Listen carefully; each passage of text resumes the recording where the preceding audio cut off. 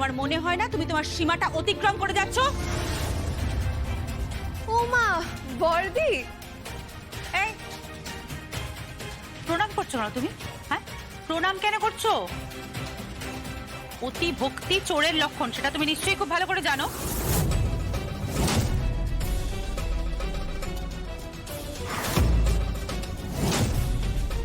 ও মা, চোর তোর আমি হব হলে ডাকাত হব। আমি না কেড়ে নিতে খুব ভালোবাসি, চিৎকেমে করি না। তুমি যে ঠিক কি করো সেটা অচিরেই ধরা পড়বে, সেটা অচিরেই জানা যাবে।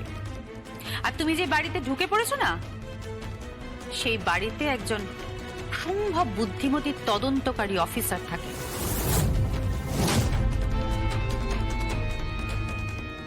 আর তার সাথে থাকেন একজন সংবাদপত্রের মালকিন।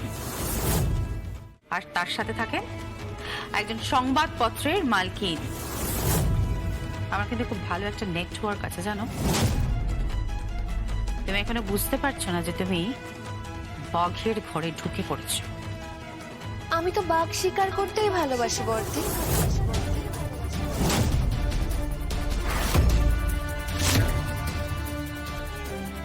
তুমি মুখে মুখে কথা বলে যাচ্ছ কেন? উনি কে যে ওনার মুখের উপরে কথা বলা যাবে না? আর আমি এমন কি করেছি? আমি জাস্ট মেহেন্দিকে দিয়ে ঘরটা সাজাচ্ছি, আসনটা বাজাচ্ছি আর প্রদীপ করে জ্বালাচ্ছি,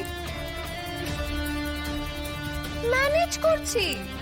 এই কাজগুলো তো আমার করারই নয়, এগুলো তো আমার শাশুড়ি মা, আমার বড় ননদ আর আমার বড় জায়ের করার কথা।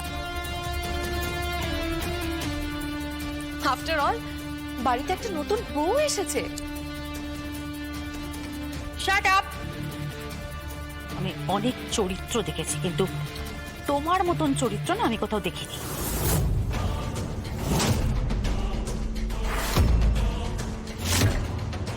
কোন প্রজাতির তুমি কে জানে।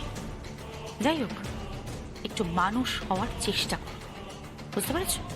আমি মানুষ হলেই কিন্তু আপনাদের বাড়িতে যে অমানুষটি আছে, উৎসব মুখার্জি, সে লকআপে যাবে।